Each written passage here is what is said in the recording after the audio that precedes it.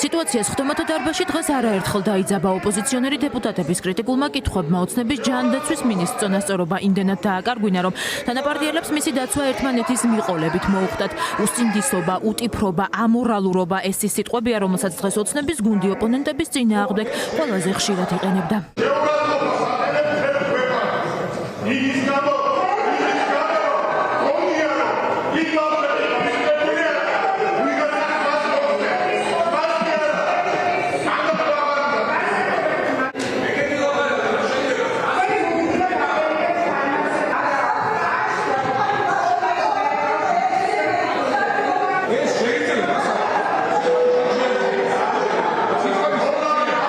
ოცნების ჯანდაცვის მინისტრი წყობიდან იმ განცხადებამ გამოიყვანა, რომლითაც ოპონენტებმა მას წარუმატებელი მინისტრი და სიცოცხლისთვის საშიში თანამდებობის პირი უწოდეს. მეტიც ეს განაცხადი იმდენად მიუღებელი აღმოჩნდა ქართული ოცნებისთვის, რომ კახარიას გუნდის წევრებს კითხვების დასრულების საშუალებასაც აღარ აძლევდნენ და მიკროფონს უთიშავდნენ. თქვენ არ ხართ უბრალოდ წარუმატებელი მინისტრი. თქვენ ხართ ადამიანების სიცოცხლისთვის საშიში თანამდებობის პირი.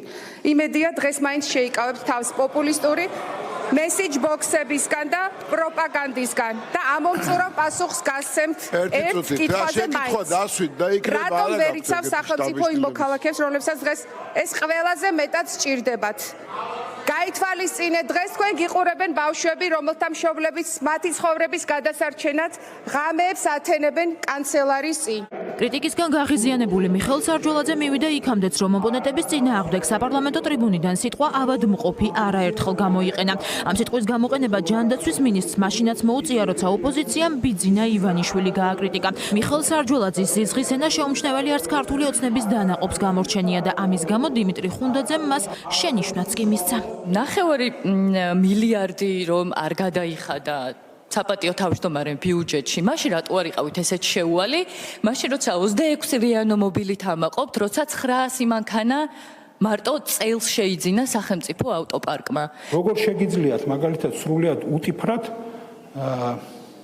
ბატონი ბიძინა ივანიშვილის რაღაცა საგადასახადო ვალდებულებების თაობაზე აი ამ თემის რაღაცნაირად მიწებება და ასე შემდეგ. სრულიად არანორმალური, ავადმყოფური, აქაც ამ შემთხვევაში ავადმყოფური ტყუილები. მე ვფიქრობ, რომ განსაკუთრებულად ექიმისთვის დაუშვებელია სიძულვისა ზიზღის ენით საუბარი.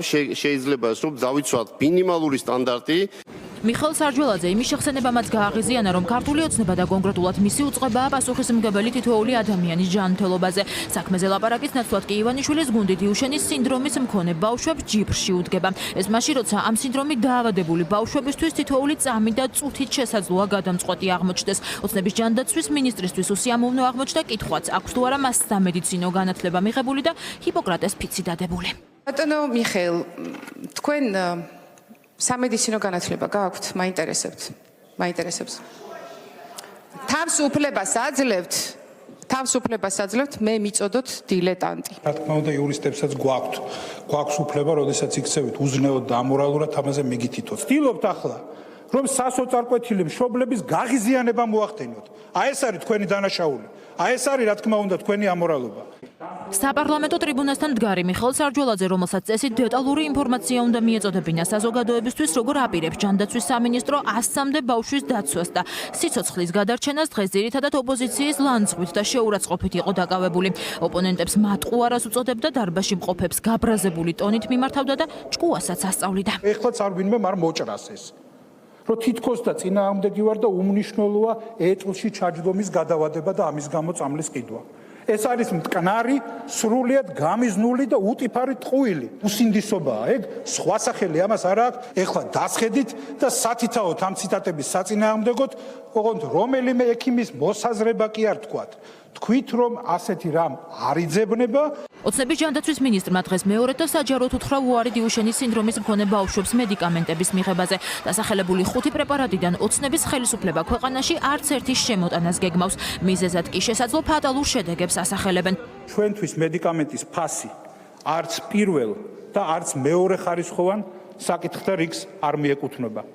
თუმცა კი მარკეტინგულ მაღალ ინტერესს კი ნამდვილად განაპირობებს მათთვის, ვინც ამაზე ხელის მოთმობას ცდილობს. ამ მედიკამენტების ფუნქცია არის ის, რომ გადაავადოს ეტლის საჭიროება. თავისთავად ეს მნიშვნელოვანი შედეგი იქნებოდა საუბარია ეტლის გადავადებაზე, რომ არ არსებობდეს კითხვები მისი ეფექტიანობის და უსაფრთხოების შესახებ. გახარიას გუნდის წევრებმა ოცნების ჯანდაცვის მინისტრს 24 კითხვა წინასწარ გაუგზავნეს და ინტერპელაციის წესით ოცნების პარლამენტში დაიბარეს, თუმცა დღესაც მოვისმინეთ თითქმის იგივე, რაც ერთი კვირის წინ გამართულ ბრიფინგზე. ივანიშვილის გუნდი დიუშენის სინდრომის მქონე ბავშვებისთვის საჭირო მედიკამენტების შემოტანას არ აპირებს. დღეს გაირკვა ისიც, რომ მიხეილ სარჯველაძე არც საჯარო ეთერში დაჯდომას გეგმავს და მათვისაც დიუშენის სინდრომის მქონე ბავშვებისთვის საჭირო მედიკამენტებზე კითხვები აქვთ, სამინისტროში იბარებს. ოცნების პარლამენტში დღეს მიხეილ სარჯველაძე 12 საათზე მივიდა, სწორედ ამ დროს დაიწყეს დიუშენის სინდრომის მქონე ბავშვების მშობლებმა შეკრება პარლამენტის მიმდებარე ტერიტორიაზე. მოქალაქეები იქ მივიდნენ ბანერებით, რომ მათი შვილებისთვის ყოველი დღე ბრძოლაა გადარჩენისთვის და ამით მათ კიდევ ერთხელ შეახსენეს ოცნების ხელისუფლებას, რომ მათი მოთხოვნები უცვლელია და მთავარი მოთხოვნებით მიზნების მიღწევამდე ღამეების გათენებას ისევ კანცელარიასთან განაგრძობენ.